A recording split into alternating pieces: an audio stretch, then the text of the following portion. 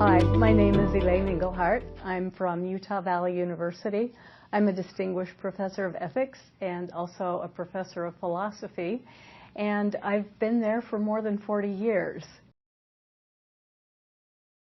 I started working in ethics back in 1986 when my university was then a community college, and I wrote a grant to National Endowment for the Humanities asking them to help us fund an interdisciplinary course in ethics and values.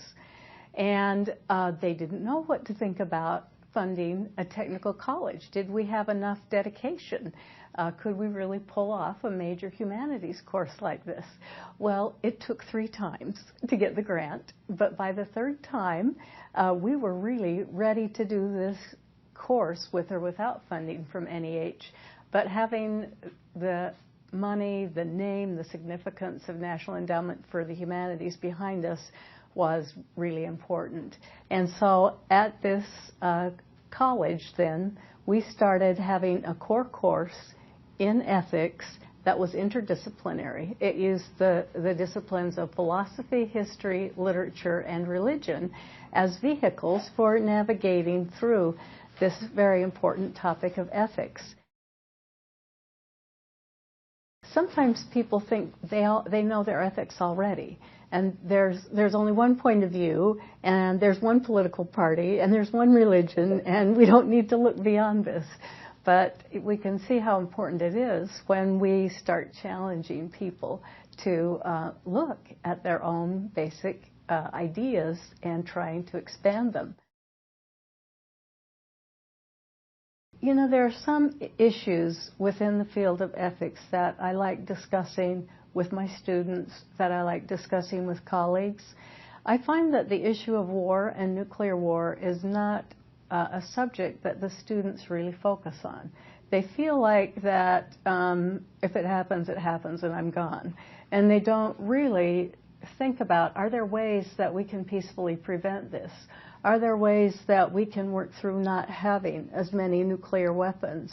And if we're not talking about it, then perhaps we should be finding better ways to talk about it, rather than saying, how did all this funding go through for more and more nuclear weapons? So that's an issue that I've been discussing with my students from the beginning of the course.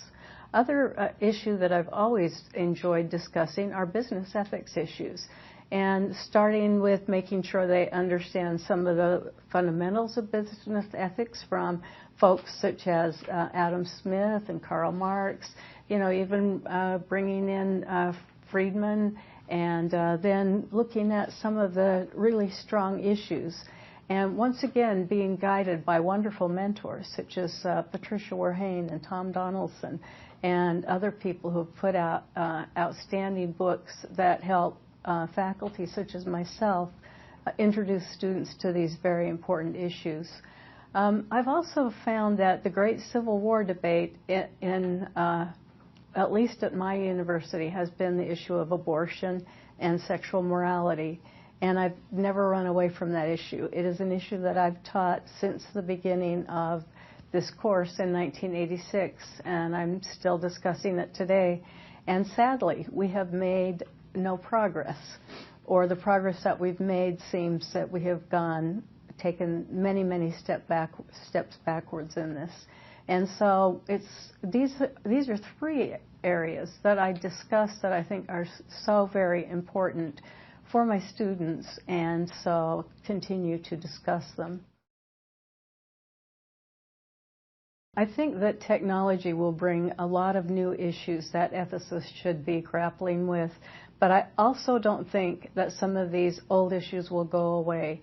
We need to have a concerted focus on racial justice, on diversity and inclusion.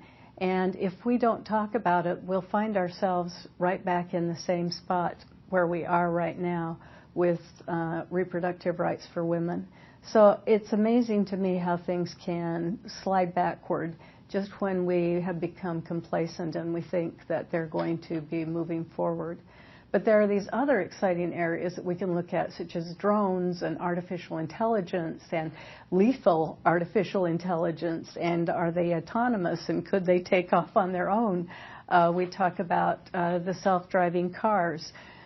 We talk about Boeing 737 MAX, which is a huge disappointment to many of us who study ethics and engineering, because here we had a beautiful airplane, the 737, and instead of engineering this properly, following their scientific and ethical and engineering codes, they just kind of retrofitted this terrific plane with parts that weren't going to work well with it, or that needed an extra bump or sensor from a pilot, and they didn't give proper training.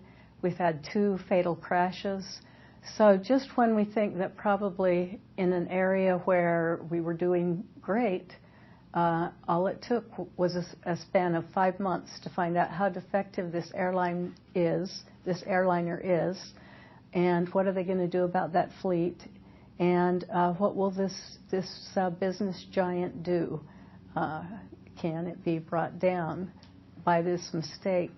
So there are lots of fun issues for the future that we need to talk about and that are interesting and innovative, but some of these others that we think may have gone away, I don't think they've really gone away. We need to keep our eye focused on them.